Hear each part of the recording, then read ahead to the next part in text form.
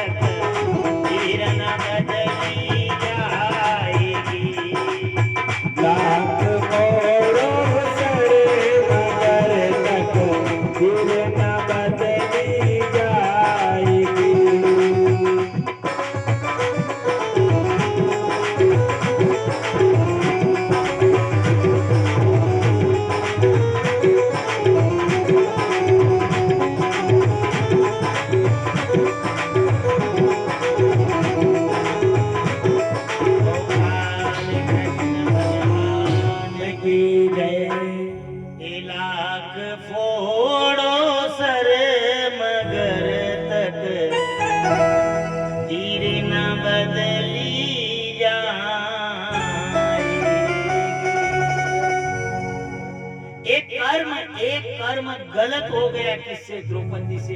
केवल मुंह से शब्द निकला, अंधे की औलाद अंधे, इसलिए कहा जाता है जब दुर्योधन ने उसी समय प्रण किया, तू क्या अंधे की औलाद अंधा कह रही, आने दे समय। अगर तुझे भरी सभा में नंगा करके अपनी जंगा के ऊपर नहीं बिठाया, मेरा नाम दुर्योधन। इधर शकुनी से मिलकर के और इन कौरवों ने षड्यंत्र रचा और पांडवों को जुए में लगाया। जुए में लगाया तो इधर पांडव दाव पे दाव लगाते गए, हारते गए। इधर सब राजपाट सब हार गए। पांडवों ने कहा हमारे पास कुछ नहीं है। इधर पांडव दाव पे दाव लगा रहे हैं, उधर द्वारिका में भगवान कभी इधर जाते हैं, भगवान कभी उधर जाते। रुक्मिणी कहने लगी कहीं आप पागल तो नहीं हो गए? भगवान ने कहा मैं पागल नहीं हुआ, पर रोज पांडव कुछ भी कार्य करते तो मेरे से मिल करके करते। अपन रोज भगवान के दर्शन करने के लिए जाए, क्यों किया जाता है दर्शन? क्यों सवेरे सवेरे भगवान का नाम लिया जाता है? सवेरे अगर उठ करके अपन भगवान का नाम लेते हैं, भगवान का ध्यान करते हैं, तो भगवान हमें दिन भर के बुरे कार्य से बचाते हैं। कोई भी पांडव काम करते तो पहले भगवान कृष्ण से पूछ करके करते, लेकिन आज जब जुआ खेलने के लिए गए उस समय वो भगवान के पास नहीं गए, ना भगवान को उन्होंने याद किया। इधर जब वो दाव पे दाव लगाते गए, आखिर में हार गए। उन्होंने कहा कौरवों ने और भी लगाओ, इधर पांडवों ने कहा हमारे पास कुछ नहीं है, हम सब हार गए। दुर्योधन को तो याद था। दुर्योधन ने कहा कौन कहता है कि तुम्हारे पास कोई नहीं है? तुम्हारे पास क्या है? अरे द्रौपदी है, उसको दाव पे लगा दो। और आखिर में वो जुए में ऐसे लगे, द्रौपदी को भी दाव पे लगाया और जैसे द्रौपदी को हारे, इतनी देर में तो दुर्योधन खड़ा हो गया। दुशासन से कहा जाओ और रनिवास के अंदर जो रानी बैठी हुई है उस रानी को लेकर के आओ, उसे हरी सभा में निर्वस्त्र करके मैं अपनी जंगा के ऊपर एक विचार कर लो।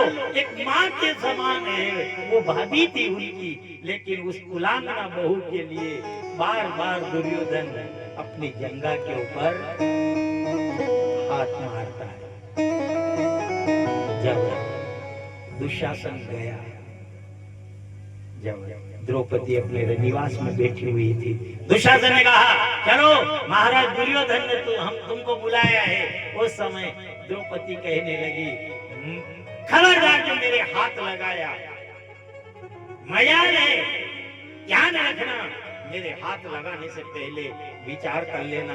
पर द्रौपदी को ये ज्ञात नहीं था कि सभा में मेरे पति मुझे हार गए।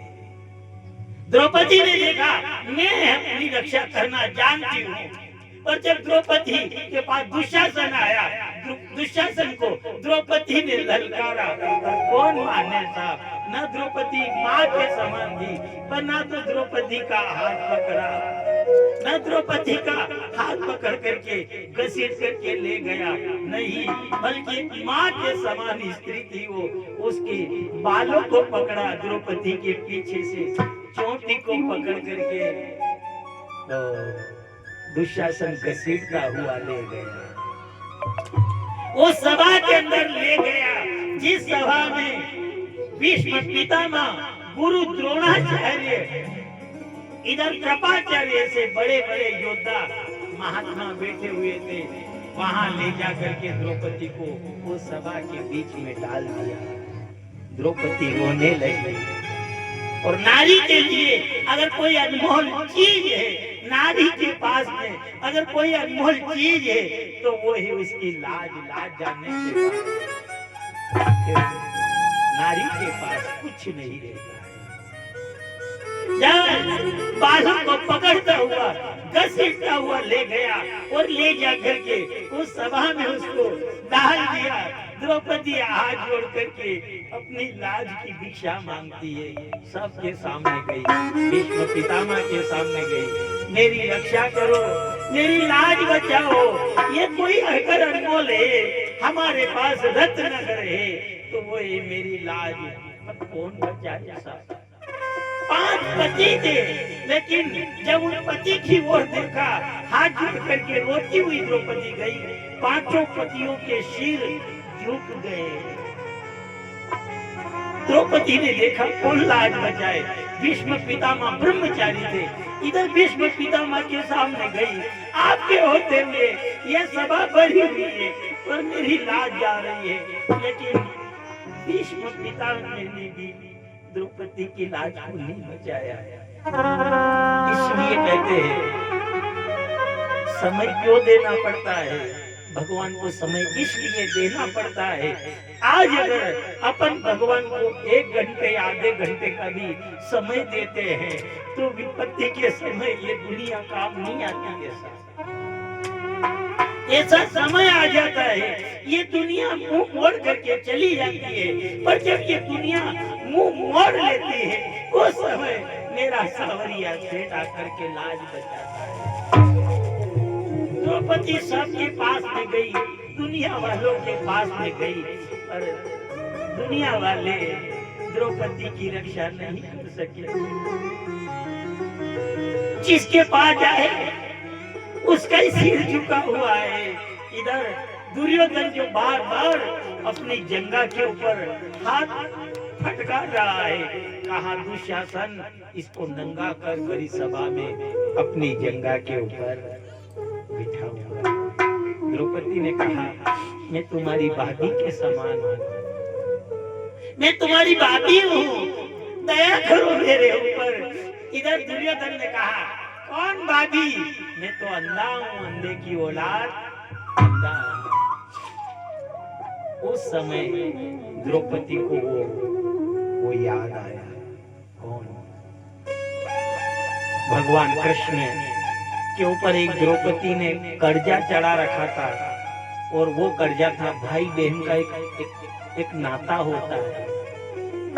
जब भगवान ने दुशासन का, इधर भगवान ने शिशुपाल का वध किया था, सुदर्शन चक्र धारण किया, उस समय उनकी उंगली में थोड़ा सा घाव हो गया था, खरोंच आ गई। इधर रुक्मिणी सत्यभामा ने देखा, अरे कहीं से फटा कपड़ा ढूंढ करके लाओ, पट्टी बांधे। इधर बहन बहन होती है। द्रौपदी ने देखा कि भगवान की उंगली से रक्त बह रहा, खून निकल रहा है। उस समय द्रौपदी ने कुछ नहीं देखा और अपनी जो चुनरी थी वो चुनरी फाड़ डाली, फाड़ करके और भगवान की उंगली में उसने वो पट्टी बांधी, जैसे पट्टी बांधी। इधर द्रौपदी ने पट्टी बांधी। भगवान कृष्ण ने कहा अरे बहन ये क्या किया, तूने इतनी महंगी साड़ी थी, अरे जरी की साड़ी फाड़ करके और तूने पट्टी बांधी। इधर द्रौपदी ने उस समय कहा तू मेरा भाई है, मैं तेरी बहन हूँ। लहू जो हाथ से टपके तेरे, लहू जो हाथ से टपके तेरे, तो भाड़ में जाए लाखों की साड़ी। अरे मेरे वीरा कन्हैया, तेरे हाथ से खून निकले और मैं ये लाखों की साड़ी पहन करके बैठी रहूं, ऐसी साड़ी को धिक्कार है। लहू जो हाथ से टपके तेरे, तो भाड़ में जाए लाखों की साड़ी। लाखों की तो क्या रे कन्हैया, कुर्बान है तेरे पे करोड़ों की ये साड़ी।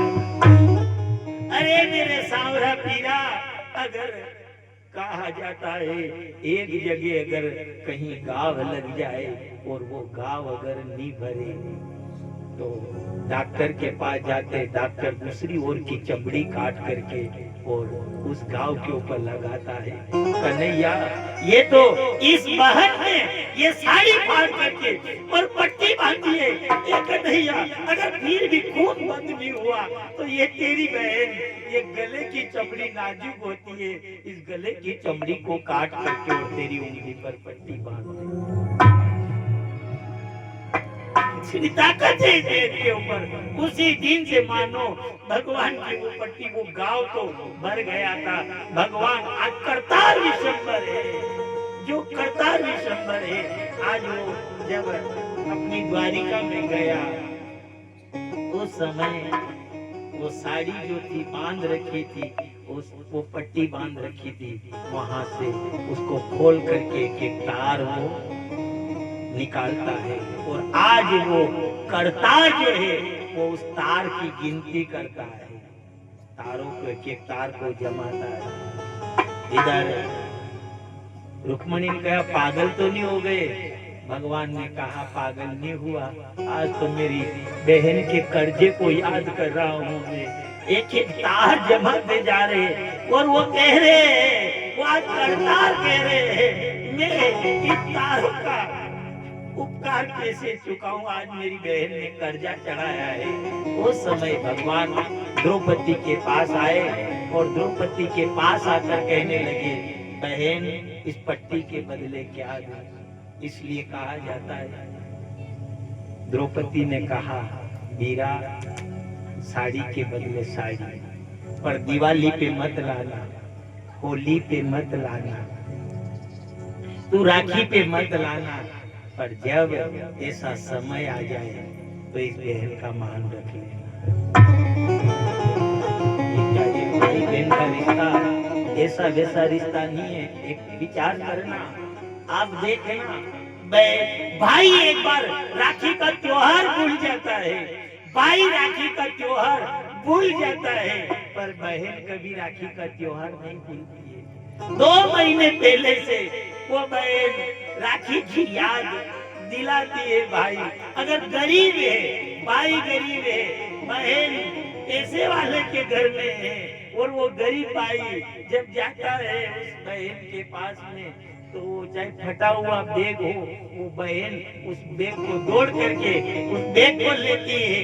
चाहे उसके ससुराल में 5000 की एक साड़ी पहनती है और भाई अगर 200 रुपए की साड़ी ले जाता है, वो बहन अपने माथे पर रख करके सबसे ऊपर अगर कोई अलमारी है उसमें रखती है। वो जब वो बहन उस साड़ी को देखती है, वो साड़ी नहीं बल्कि वो अपने माता पिता का आशीर्वाद मांग करके अपने माथे चढ़ाती है। इसलिए भाई बहन का प्रेम अलग है साहब। जब आज दुर्योधन ने कहा खींच इसकी साड़ी को, और जब साड़ी खींचने लगा उस समय द्रौपदी की आंख में आंसू आ गए। एक विचार करना,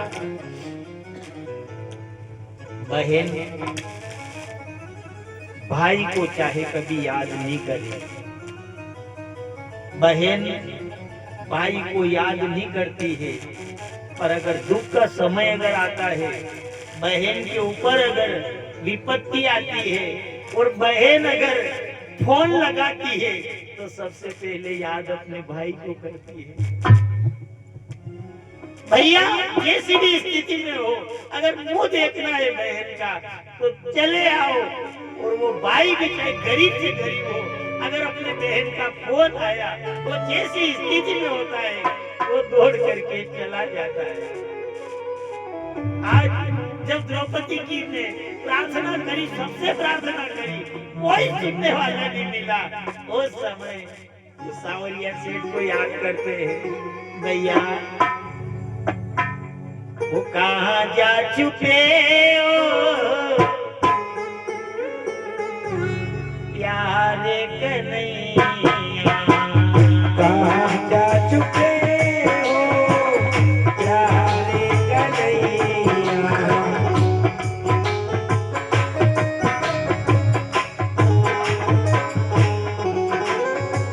यहाँ आज मारी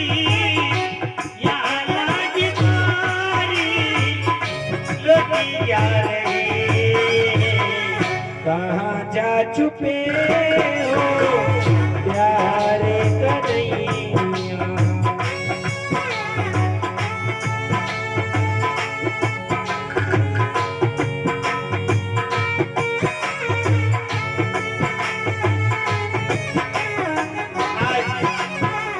द्रौपदी की आंख से जो आंसू गिरा और गिर करके जैसे ही हाथ के ऊपर पड़ा, मानो आज द्रौपदी की आंख से आंसू नहीं बल्कि सारा पाप सवाई हो गया। भगवान से कहती है भैया वो समय आ गया कर्जा चुकाने का।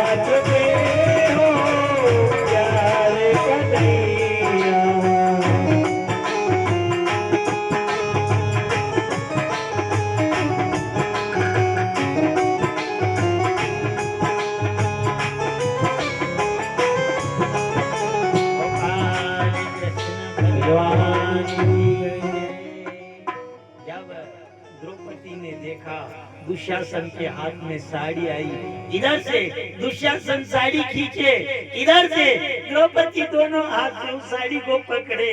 इधर सब 5 पति थे, उन पति के पास में द्रौपदी को विश्वास था मजाल है मेरे 5 पति योद्धा है, कोई देख सकेंगे मेरी ओर, कोई नहीं सकता है।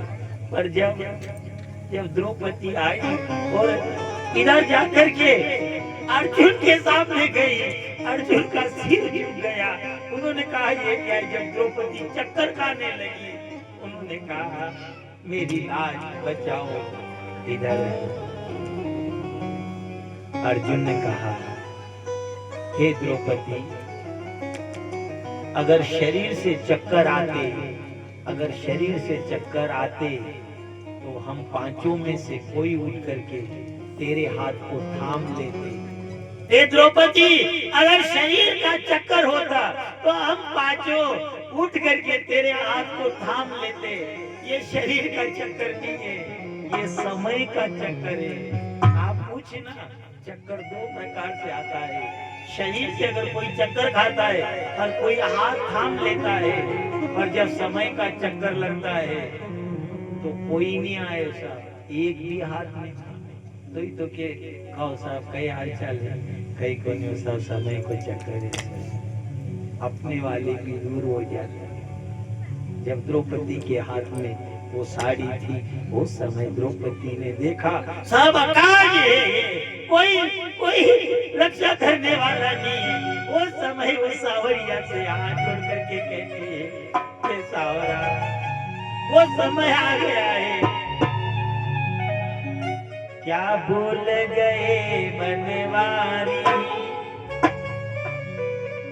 जब उंगली कटी तुम्हारी,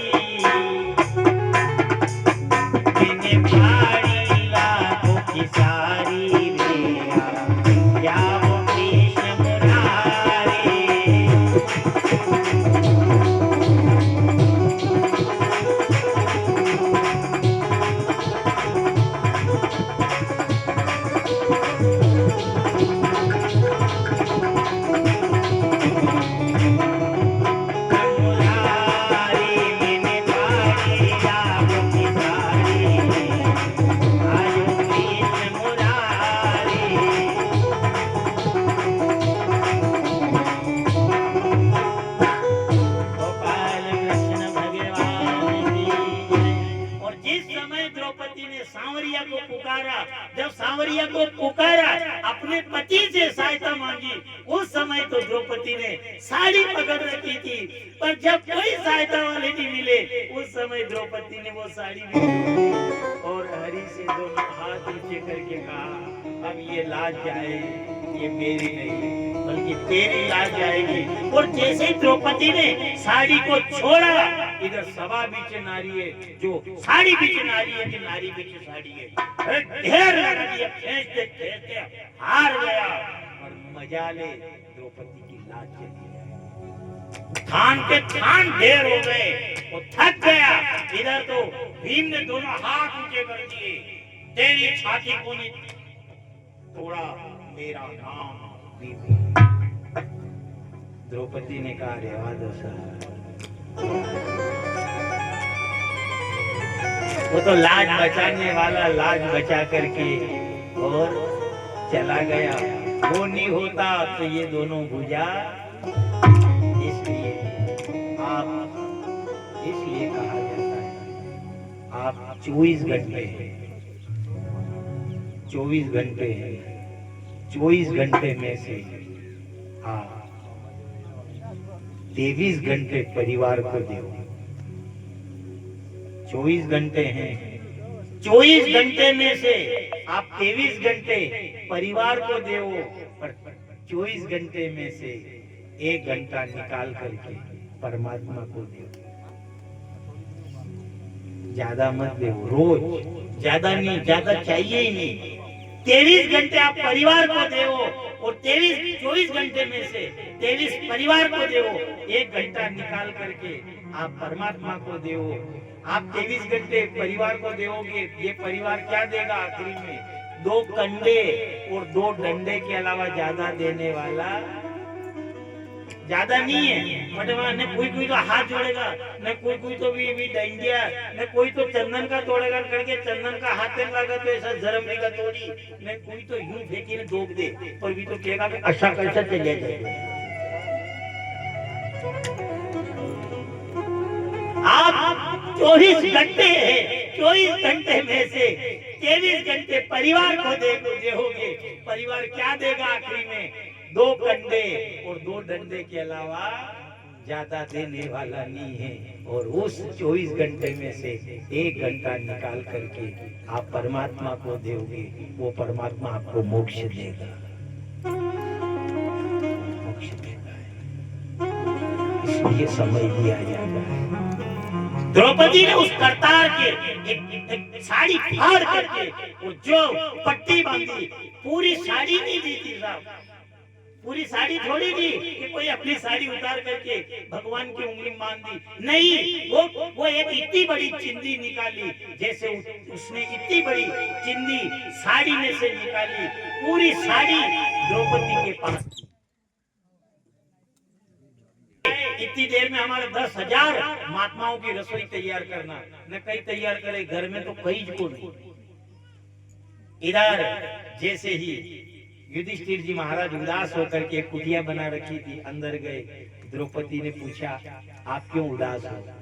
युधिष्ठिर जी महाराज ने कहा, पूछो मत देवी, क्या कारण क्या है? उदास होने का कारण क्या है? क्यों उदास हो आप? उन्होंने कहा, उदास इसलिए हूँ कि आज दुर्वासा ऋषि मिले, फिर उन्होंने कहा हमारे भोजन करना, तो आपने मना तो नहीं किया? हाँ, मैंने मना नहीं किया, पर उन्होंने कहा मैं अकेला नहीं हूँ, 10,000 महात्मा मेरे साथ में हैं। 10,000 महात्मा, हाँ, अब क्या होगा? द्रौपदी ने कहा, जिसने इस द्रौपदी की लाज रखी, वो आपकी भी लाज रखेंगे। अरे उस सभा में लाज रखी उस सावरिया ने, तो वो सावरिया यहाँ भी लाज रखेंगे। और जो भगवान कृष्ण से प्रार्थना करी, इधर भगवान कृष्ण ने जैसे ही सुनी, दौड़ते हुए आए, दरवाजा खटखटाया। इधर जैसे ही दरवाजा खटखटाया, पूछा, भगवान प्रेम से द्रौपदी को कभी द्रौपदी नहीं कहते, वो बहन थी उनकी, पर मुंह बोली बहन थी, पर कभी द्रौपदी को द्रौपदी नहीं कहते। भगवान जब भी कहते, एक कृष्णा नाम से ही बोलते। इधर द्रौपदी ने याद किया भगवान कृष्ण को, हे भगवान, हे कान्हा, एक और संकट आ गया है, अब की बार तो हमारे स्वामी के ऊपर संकट आया है, ये दूर करे तो तू, नहीं करे तो तू। जैसे ऐसी वाणी द्रौपदी ने भगवान से जाकर के पुकार करी, इधर भगवान ने दरवाजा खटखटाया, कृष्णा, ओ कृष्णा। इतनी देर में तो दौड़ती हुई द्रौपदी गई, किवाड़ खोले, किवाड़ खोल करके जो देखा तो सामने भगवान खड़े हैं। ओ पधारो, आपको याद ही कर रही थी मैं, अभी मैंने आपको याद किया। इतनी देर में भगवान ने कहा, याद नहीं, ये सब बातें बाद में होगी, पहले भूख लगी है मुझे, भोजन करवाओ। द्रौपदी ने कहने लगी कि इसीलिए तो आपको याद कर रही थी, भोजन के लिए तो याद किया। उन्होंने कहा भोजन की बात बाद में, अरे भूख लग रही है। और भगवान जो एक मिट्टी का बर्तन पड़ा हुआ था, भगवान गए टटोलने लगे उस कुटिया में, और टटोलते हुए देखा तो जो मिट्टी का बर्तन था, उस मिट्टी के बर्तन के ऊपर ढक्कन लगा हुआ था, वो ढक्कन अलग किया, देखे तो एक चावल का दाना उसके अंदर पड़ा हुआ था। भगवान ने उठाया, उठा करके जो खाया, खा करके पान किया, और भगवान ने डकार खाई, ओम, अब यहाँ ओम उच्चारण किया। मैं साहब वहां जबरा महात्मा था, 10,000 सबका पेट, अब ऐसा कोई जगह भी पेट में, क्योंकि भगवान तृप्त हो गए। अब भगवान तृप्त हुए तो त्रिलोकी तृप्त हो गई। अब दुर्वासा ऋषि से सब महात्मा कहने लगे, अरे साहब अपन तो एक निवाला नहीं लेवाए। तो दुर्वासा ऋषि का भोजन करने के लिए चल रहा, क्या करे? उन्होंने कहा चलो यहाँ से दूर, भोजन नहीं करेंगे। एक भी नहीं गया हुआ भोजन करने के लिए, सब वहां से चले गए। वहां भी लाज भगवान सांवरा से रखी। जब 12 साल का वनवास, 1 साल का अज्ञातवास हुआ, इधर उसको भोग करके जब पांडव आए अपने नगर में, उस समय जब विदुर जी आए, विदुर जी काका थे इनके, बड़े थे धृतराष्ट्र, छोटे थे पांडु, और उनसे छोटे जो थे वो दूसरी माँ से जन्म लिया था उन्होंने, इसलिए उनका नाम विदुर था। अब विदुर जी आए, दुर्योधन जो था, दुर्योधन तो राजा जैसा